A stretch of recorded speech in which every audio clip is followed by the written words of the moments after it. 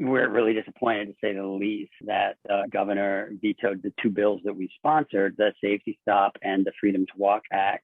So all this is coordinating existing city efforts and departments in a much, hopefully, more efficient way to actually get it done.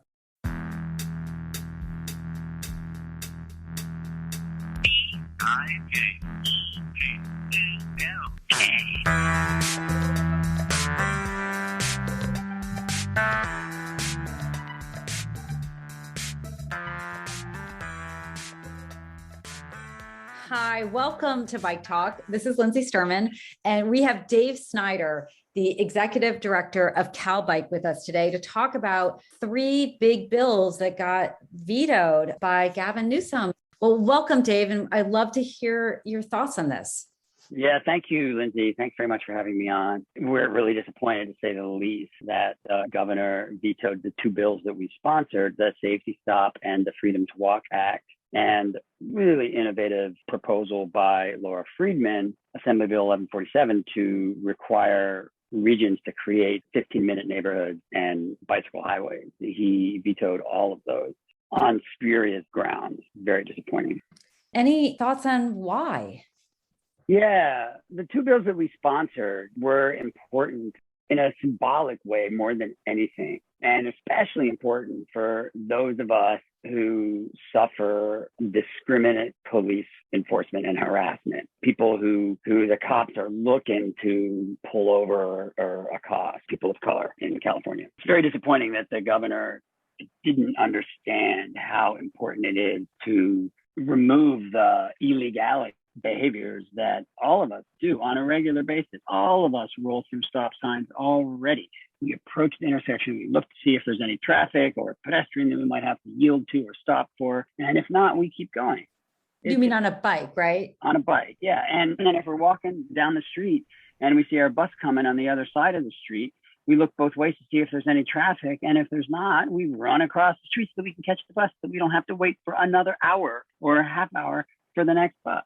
It's normal and critically important behavior. It's critically important use of our streets that ought not to be illegal. And the fact that the governor couldn't see the importance of that is really disappointing. It's also a bummer because ticketing people for this stuff doesn't solve it, right? The real problem here is the speed of the cars, because if cars are going a reasonable speed, they not only have a bigger window to stop, but Newton's second law of physics, force is mass times acceleration. If you're going slower and you hit something, it's much safer than if you're going fast. It goes from you might get knocked down, you might break something, to you're absolutely dead, and it's horrifying.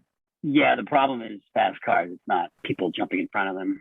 Yeah. Which is what the data would seem to indicate, is that all over California, people are throwing their bodies in front of a legally operated automobile with great injury. That's what the data show, because I don't think whenever someone gets hit by a car that the speed of that car was taken into account. If you look both ways and you don't see any traffic, but someone's coming at 90 miles per hour and you get hit because they weren't paying attention, the police officer can't prove that the driver was speeding because they don't make skid marks anymore. They assign the blame to the pedestrian. Right. We just have to choose. Do we want our streets to be safe to walk on and bike on and use, or is everything a freeway? Yeah.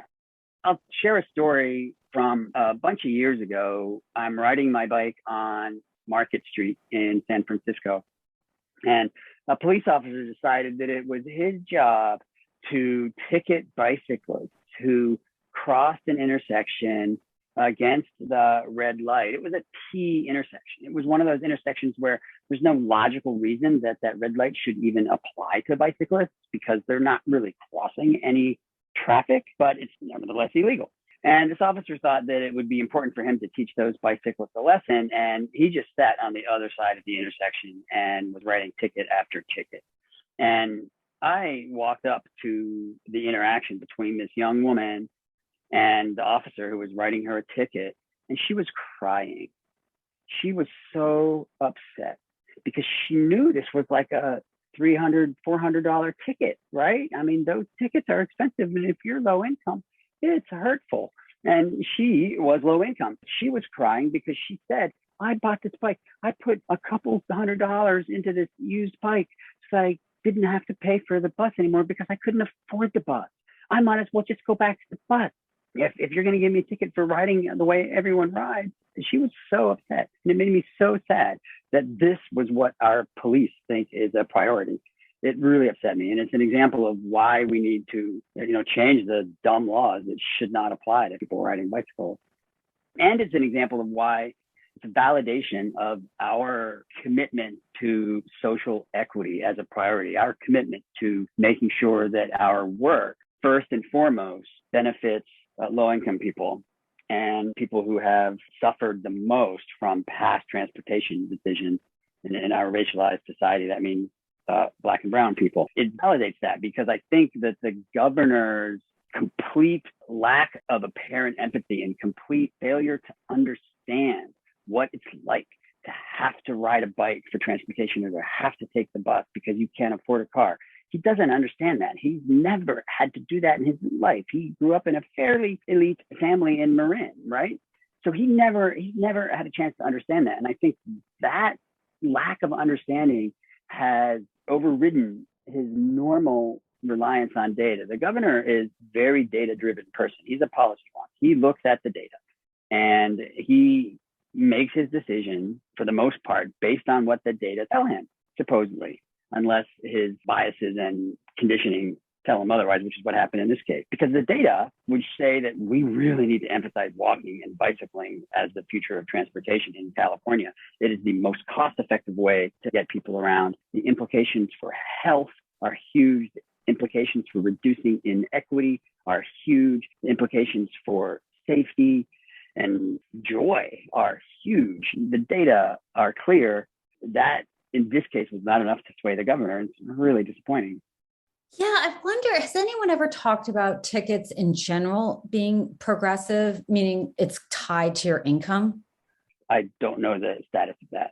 Because really, one of the arguments against speed cameras, which for so many reasons makes sense, is that it's not fair. The tickets are too high. And I actually agree with that. And I think Norway has progressive tickets. It's the guy who ran Nokia. This may be fact-free, but this is my memory of anecdote. The guy who ran Nokia got a speeding ticket and it was like $80,000 because he was so rich. But I'm not advocating for $80,000 speeding tickets, but I do think it's completely fair. I am, by the way. For people who can afford it, that's necessary. I think we should end on that note that Dave Schneider advocates tech bros get $80,000 speed tickets. Well, and for lower speeding tickets for low-income people, right? And there's a lot of reluctance among our allies in the equity community to enforce speed because of the genuine hardship that a speeding ticket imposes on low-income people. And the way we enforce it, which is we design our roads to encourage speeding. We almost never enforce it. So we tease people along to let them think that they can get away with speeding. And then when we slap them with the ticket, if you're low income, it could bankrupt you, right? That's a dumb way to enforce a law. Well, you really got to enforce it much more strictly so that people don't think they can get away with it and lower the fee for low income people so that it's something that hurts a little bit, but doesn't bankrupt. Right. And have $80,000 fees for a millionaire. I also want to talk about AB 1147 for a minute, bill by Laura Friedman that would have required regional planning agencies like Metro in LA and the MTC in the Bay Area to develop 15-minute neighborhoods and bicycle highways, to develop connected networks that would really make it possible for people to get to everything that they need in their daily lives with a 15-minute bike ride. It was a visionary proposal that was compromised and negotiated so that it would be acceptable, and the governor vetoed it nevertheless, claiming that he was going to increase active transportation funding in the future, not understanding that we need to do more than just increase the amount of money we throw at the problem. We need to change the way we are spending that money and do more than increase it by some small amount. The fact is that under this governor's leadership, he asked one of his agent staff to increase the active transportation budget by $100 million in a transportation budget that is $10 billion during the governor's term. And he's increased it by $100 million, throwing a penny at it. It's insulting. So if he says he wants to increase active transportation funding, well, we'll take him up on that, but he better do it for real and not just throw a penny at it. More news on that later. Yes, to be continued. Thank you so much for joining us. Yeah, thank you, Lindsay. I really do appreciate it.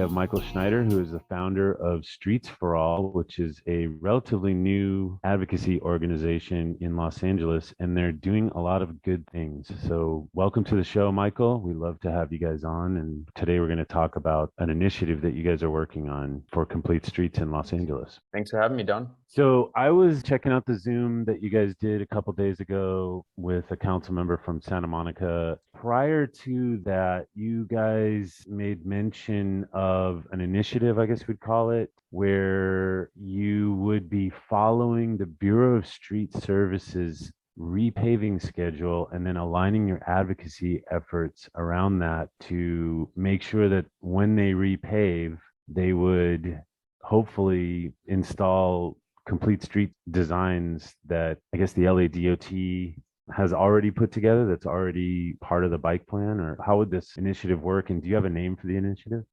Yeah, so let's back up for a second just to give context. In 2015, as you and probably many of the listeners know, LA passed a Mobility Plan 2035 that was chock full of, among other things, bike lanes. And because the city has been sued so many times for putting bike lanes on bad pavement, they no longer install bike lanes if the pavement is not pretty close to perfect. And as you know from going around Los Angeles, we don't have a huge amount of streets where the pavement is just already perfect. So when you put it all together, it means that the city is really only implementing new bike lanes when they repave streets. The other issue that we have is there are two agencies that are involved in repaving streets. There's the Bureau of Street Services, now known as Streets LA. They actually do the asphalt.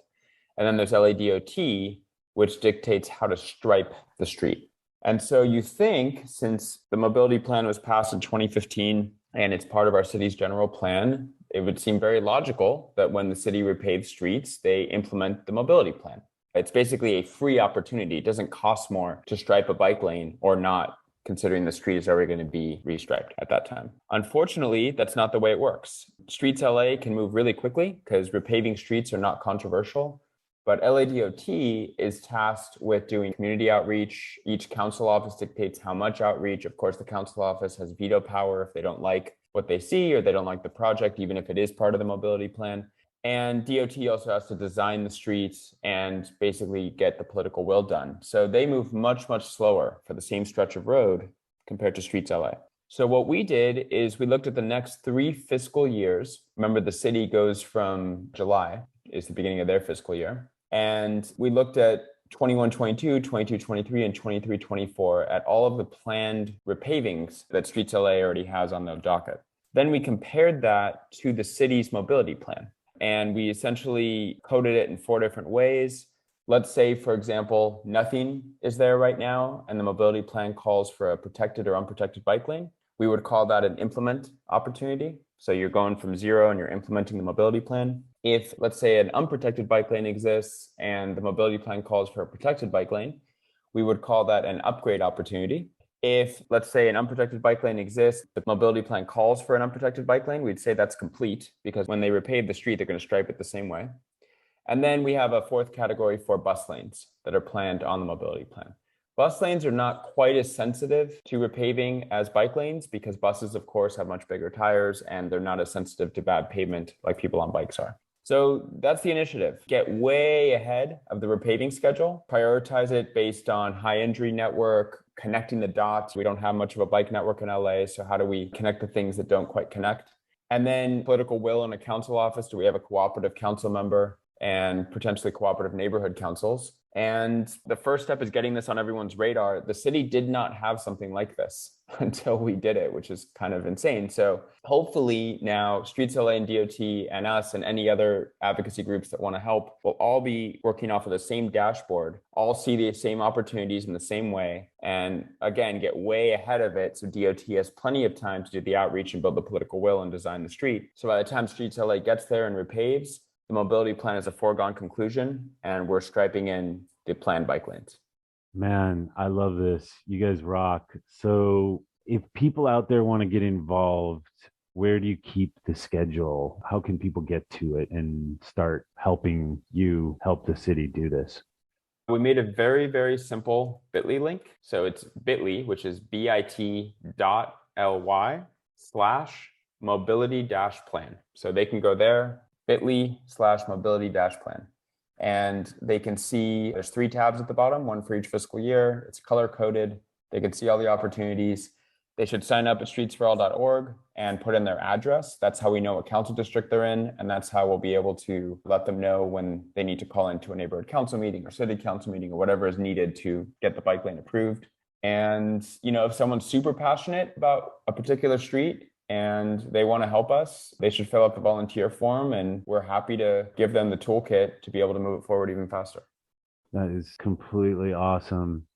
So Lindsay Sturman, who's our co-host at Bike Talk, forwarded me an article this morning about Providence, Rhode Island, that has an ordinance called the Green and Complete Streets Ordinance. Do you think it's worth pursuing some kind of policy like that in LA, or should we just be going block by block? If we go block by block, you and I are going to be dead before we can actually bike around Los Angeles in a safe way. So we can't go block by block. But it's still worth it though, right? I mean, that's what essentially we're doing right now. But is it politically worth it even trying to get a green streets ordinance put in? This is amazing. I think this is a great way to get what we want, because the city just seems to never want to do it. And this is obviously coordinated. This is well put together, this idea. I'm just curious if you think at some point we should also be fighting for that, or just go with this plan. So let's talk about both things separately. I think it's worth the fight to do block by block or mile by mile, because at some point there will be a tipping point. At some point you'll have enough where at least 1 or 2 or 3 communities will wake up and say, wow, we actually can get to the grocery store or to my kid's school or to my work outside of a car. This is great. I'm never going to sit in traffic again. So I do think it's still worth it. Every little bit helps buy more political will for the next bit. As far as a big plan, I think Providence ordinance is fantastic. We're a really, really unique city. We are one of the only cities that passes really bold, ambitious plans and has no obligation at all to actually implement them. So I think an ordinance requiring the city to implement the mobility plan whenever they touch the street would be a very good idea. They already have similar things around ADA access. So if the city touches a sidewalk and the sidewalk is not ADA compliant, they have to widen it and do the ramps and make sure it is, for example. So why not have the same thing for the mobility plan? If the city wants nicer repaved streets like we all do, great. But the council office is going to have to live with the mobility plan elements as well. Okay. Let's do that web address one more time and put it out there. And do you have a name for this campaign? We don't. All this is just coordinating departments within the city to get their shit together sooner and quicker than they otherwise would have. And I'll say one more thing. We woke up to this problem during COVID. During COVID, the city had an ADAPT program. And that meant they were repaving major commercial streets a lot faster because of the traffic lull during COVID. They repaved a street in Hollywood that has a planned bike lane on it, and they didn't put the bike lane.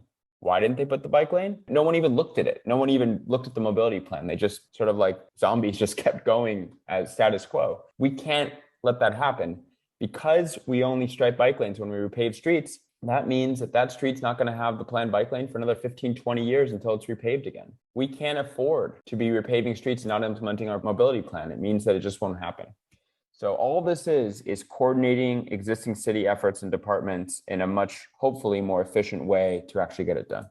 Michael Schneider with Streets for All. You guys are amazing. So keep going. Let's repeat that web address one more time. And thanks for all you're doing.